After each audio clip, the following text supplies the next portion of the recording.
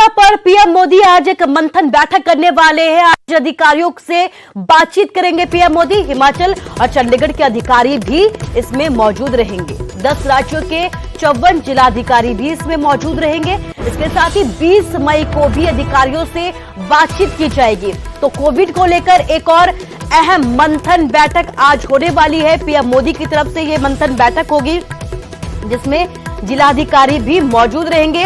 हालातों का जायजा लिया जाएगा, कोविड की तैयारियों पर चर्चा की जाएगी।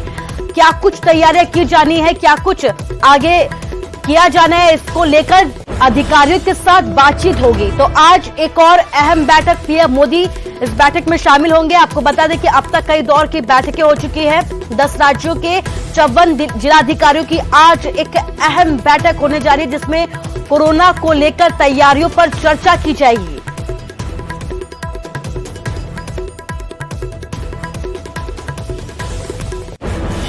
और अब बात आंकड़ों की करते हैं। सबसे पहले बात हरियाणा की करते हैं। हरियाणा में धीमी पड़ी कोरोना की रफ्तार, लेकिन खतरा लगातार बरकरार है। 24 घंटे में 7,488 नए केस सामने आए हैं, लेकिन परेशान कर रहा है मरीजों की मौत का आंकड़ा।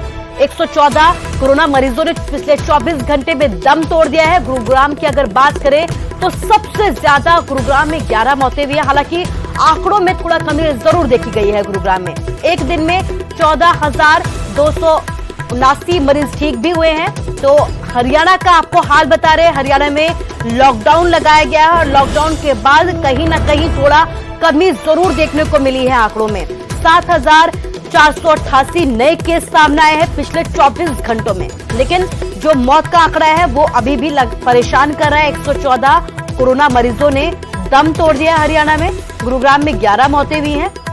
इसके साथ ही आपको बड़ी बात ये भी बता दें कि 14,279 मरीज ठीक भी हुए हैं।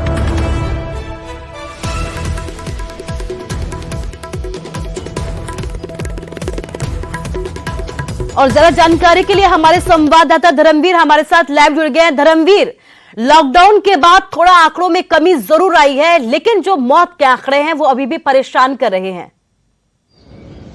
बिल्कुल, देखिए पिछले 24 घंटे में जो हरियाणा का, जो हम कह सकते हैं कि पूरे हरियाणा में 7,000 से कुछ ज्यादा ही जो एक्टिव केस हैं वो नजर आए हैं, लेकिन ठीक होने वालों की संख्या उससे डबल रही है।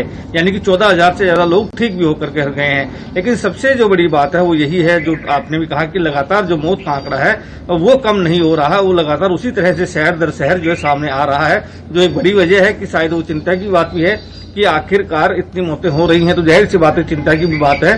तो मौत का आंकड़ा जो है वो कम नहीं हो रहा है। गुरुग्राम में भी कल 13 मौतें जो है 24 घंटे के दौरान हुई हैं। उसके बाद अंबाला में जो है 10 मौतों का आंकड़ा है। तो हरियाणा में सबसे ज्यादा जो मौतें हैं वो गुड़गांव में कल दर्ज की गई, जहां 13 लोगों की मौत हुई। 1100 कुछ मामले जो है सामने आए, लेकिन 4,000 से ज्यादा लोग ठीक भी हुए। और गुड़गांव में पिछले 10 दिन से लगातार ये सिलसिला जारी है कि जो एक्टिव केस हैं उनसे कहीं ज्यादा लोग ठीक होकर घर भी जा रहे हैं। लेकिन इसमें बड़ी बात यह भी है कि पिछले दिनों हम देख रहे थे कि करीब 20 दिन से पहले जो गुड़गांव में जो टेस्टिंग की जो संख्या थी वो रोजाना करीब 13 से 14,000 लोगों के बीच टेस्टिंग की जाती थी। लेकिन पिछले कुछ दिनों से लगातार ये टेस्टिंग जो है इसको कम किया गया है। 10,000 से 11,000 के बीच ही ये टेस्टिंग की जा रही है, यानी कि 3,000 टेस्टिंग जो है वो कम की जा रही है। तो ये भी एक बड़ी वजह मानी जा रही है कि शायद इसकी वजह से भी कुछ केस कम हो सकते हैं, क्योंकि जो टेस्टिंग कम होगी तो जाहिर सी बात है कि जो आंकड़े हैं उनमें कमी आएगी। तो ये भी एक बड़ी वजह हो सकती है। लेकिन जिस तरह से पूरे प्रदेश में कम केस आ रहे हैं उससे सरकार जरूर खुश है और सरकार को भी लग रहा है कि जो लॉकडाउन लगाया गया उसका ये पूरा असर है, जिसकी वजह से लोगों को फायदा मिल रहा है। तो इसी तरह अगर फायदा मिलता है तो जाहिर सी बात है कि आगे आने वाले दिनों में जल्द ही लोगों को इससे राहत मिलेगी, क्योंकि पिछले दिनों लगातार जिस तरह की स्थिति विकराल हुई थी उससे काफी कुछ डर जो है लोगों के मन में भी था कहीं ना कहीं कि अगर स्थिति ऐसे चलती रहेगी तो ज्यादा नुकसान हो सकता है। लेकिन अब कुछ स्थिति को काबू पाया गया है। जो बेड्स हैं जिलों में वहां पर भी उनको भी बढ़ाया गया है। ग्रामीण क्षेत्रों के ऊपर भी आइसोलेशन सेंटर जो है वो बनाने की बात सरकार लगातार कर रही है। गुरुग्राम में भी कल एक तरह से ग्रामीण एरिया में 2 कोविड सेंटर की शुरुआत जो है मुख्यमंत्री के द्वारा की गई, वर्चुअल ये शुरुआत की गई थी। तो जाहिर सी बात है कि अब जो अगला फोकस है सरकार का वो शहरों के साथ साथ ग्रामीण एरियो का भी है। कुसुम। जी बिल्कुल धर्मवीर, इस तमाम जानकारी के लिए आपको शुक्रिया कहना चाहूंगी। ग्रामीण इलाकों में इसलिए है क्योंकि ग्रामीण इलाकों में भी अब कोरोना तेजी के साथ पैर पसारता जा रहा है, इसलिए हमारी लगातार आपसे यह अपील है कि अपना ख्याल रखिए, सावधानी जरूर बरतें। हालांकि जब से लॉकडाउन लगा है हरियाणा में आंकड़ों में थोड़ा कमी जरूर नजर आई है, लेकिन जो ग्रामीण इलाके हैं वहां पर भी केस अब ज्यादा से ज्यादा सामने आ रहे हैं।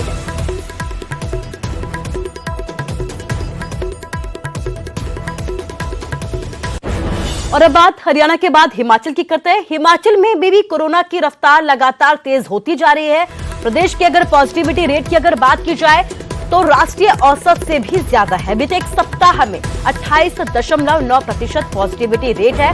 मृत्यु दर की अगर बात करें तो 1.52% तक पहुंच चुकी है। इसके साथ ही 8 जिलों में तेजी के साथ संक्रमण फैलता जा रहा है। कांगड़ा कोरोना से सबसे ज्यादा प्रभावित जिला अभी भी बना हुआ है, तो कांगड़ा में लगातार आंकड़े जो हैं वो ज्यादा से ज्यादा सामने आ रहे हैं। हिमाचल में कोरोना की रफ्तार बड़ी ही तेज है। इसके साथ ही पॉजिटिविटी रेट की अगर बात की जाए तो राष्ट्रीय औसत से भी ज्यादा यहां का पॉजिटिविटी रेट है।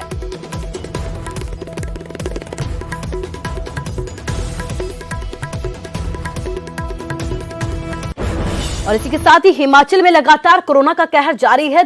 24 घंटे में 3,546 नए केस सामने आए हैं। 58 मरीजों की मौत हो गई। एक दिन में 3,760 मरीज ठीक भी हुए हैं। एक्टिव केसों की अगर बात की जाए तो 36,633 एक्टिव केस है। प्रदेश में कोरोना से अब तक 2,369 लोगों की मौत भी हो चुकी है। तो आप देख सकते हैं कि पॉजिटिविटी रेट राष्ट्रीय औसत से भी ज्यादा है। आंकड़े आपके सामने हैं, पिछले 24 घंटे के आंकड़े आपको बता रहे हैं। 3,546 नए केस सामने आए हैं। मौत के आंकड़ों की अगर बात करें तो 58 मरीजों की मौत भी हुई है। छोटा सा प्रदेश है, लेकिन आप देख सकते हैं कि मौत का आंकड़ा भी तेजी के साथ बढ़ रहा है। एक दिन में 3,760 मरीज ठीक भी हुए हैं।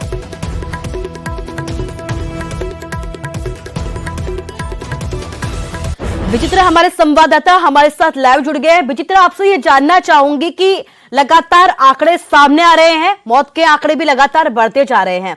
कांगड़ा की अगर बात करें तो सबसे ज्यादा प्रभावित क्षेत्र जो है वो कांगड़ा ही है। क्या कुछ जानकारी है आपके पास और कैसी नई तैयारी कांगड़ा प्रशासन की तरफ से?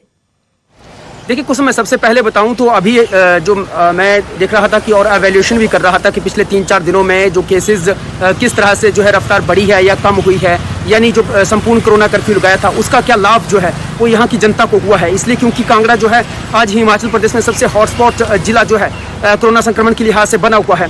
तो ऐसे में जब एवेल्यूशन किया तो इसमें पाया है कि जो रिकवरी रेट है वो कहीं ना कहीं बढ़ता हुआ नजर आ रहा है। और इस संपूर्ण कोरोना कर्फ्यू का भी लाभ जो है वो कहीं ना कहीं कांगड़ा को हुआ है। इसलिए क्योंकि जो कोरोना संक्रमण के जो केसेस हैं उसमें थोड़ी सी कमी आई है। यानी बीते कुछ सालों से जब तक संपूर्ण कोरोना कर्फ्यू नहीं लगाया था या कोरोना कर्फ्यू के 1-2 दिन हुए थे अभी लगाए हुए, तो 1500, 1600, 1700 के करीब जो केसेस आ रहे थे। लेकिन वही आंकड़ा आप कहीं ना कहीं सिमट कर 1215 के करीब पहुंच गया। यानी बीते कल की अगर मैं बात करूं, 24 घंटों की अगर मैं बात करूं तो 1215 के करीब 1215 जो केसेस है वो सामने आए हैं, जबकि 1241 लोग स्वस्थ भी हुए हैं। तो कहीं ना कहीं जो रिकवरी रेट है वो भी अच्छा यहाँ पर दिखता हुआ नजर आ रहा है। लेकिन दूसरी तरफ अगर देखें तो जो डराने वाली जो स्थिति है वो ये है, यानी थोड़ा सा जो चिंता बढ़ाने वाली है वो ये है कि मौतों का आंकड़ा लगातार जो है दिनों दिन बढ़ता जा रहा है। मैं देख रहा था कि पिछले 4-5 दिनों से जो यहाँ की डेथ रेट्स हैं, यानी 25, 30, 32 से 25, 27 इस तरह के जो मौतों का जो ये आंकड़ा है, और वो भी वही है जो आधिकारिक सामने आ रही हैं। यानी बहुत सी मौतें ऐसी भी हैं जो घर पे हो रही हैं, उनकी चेकिंग हुई है, जांच सैंपलिंग हुई है, नहीं हुई है, ये अलग बात है। हालांकि ऐसा नहीं है कि कोई भी चीज़ जो या कोई भी डेथ जो है वो अभी जो जिला प्रशासन है उनकी ओर से जो है वो छुपी हुई है। फिर भी हम देख पा रहे हैं तो कहीं ना कहीं जो है इस संपूर्ण कोरोना कर्फ्यू का लाभ कांगड़ा को जरूर हुआ है। दूसरा सवाल आपने ये पूछा है कि यहाँ के जिला प्रशासन की ओर से एहतियातन क्या कदम उठाए जा रहे हैं। तो लगातार जिला प्रशासन की ओर से अलग अलग कोविड केयर सेंटर जो हैं वो बनाए जा रहे हैं। जिस तरह से परौर अगर मेकशिफ्ट हॉस्पिटल की हम बात करें तो यहाँ पर 1000 बेड की व्यवस्था जो वो की जा रही है। हालांकि अभी 200 से 250 के करीब ही बेड की व्यवस्था जो यहाँ पर की गई है, लेकिन 1000 बेड की व्यवस्था करने की बात यहाँ पर कही गई है। अलग अलग जगहों पर जो है वो कोविड केयर सेंटर बनाए गए हैं, और इनफैक्ट घरों में जो भी होम आइसोलेशन में भी अभी लोग जो वो बहुत ज़्यादा संख्या में रह रहे हैं। तो ऐसे में जो है वो जिला प्रशासन लगातार 3-tier सिस्टम के तहत काम कर रहा है, यानी पंचायत लेवल तक वार्ड के जो मेंबर्स हैं, सदस्य हैं, उनसे भी सहयोग ले रहा है। लगातार जो है वो किसी को कहीं कोई परेशानी ना आए, दवाइयां जो है वो भेजी जा रही हैं। हाँ, वैक्सीनेशन की अगर हम बात करें तो वैक्सीनेशन से बहुत हद तक जो वो फायदा हो सकता है कुछ समय, इसलिए क्योंकि अब 18 से 44 साल की करीब की जो आयु वर्ग के जो लोग हैं उनको बीते कल ही करीब 4500 लोगों को, युवाओं को जो है वो वैक्सीनेट किया गया है। तो कहीं ना कहीं ये एक अच्छा कदम हो सकता है और इसका लाभ जो है वो जरूर निकट भविष्य में हमें देखने को मिलेगा। कुसुम, जरूर मिलेगा। अभिजीत, तमाम जानकारी के लिए आपका शुक्रिया। तो 18 से ज्यादा जिनकी उम्र है उनका वैक्सीनेशन भी अब हिमाचल में शुरू हो गया है। बड़ी बात यह है कि कोरोना कर्फ्यू भी लगातार जारी है। इस बीच कहा ही जा रहा है आंकड़ों में जो कमी है उसकी उम्मीद लगातार सरकार की तरफ से की जा रही है, लेकिन एक बार फिर से सरकार लगातार लोगों से ये अपील कर रही है कि कोरोना कर्फ्यू लगाया गया है, लेकिन लोग अभी भी सावधानी जरूर बरतें।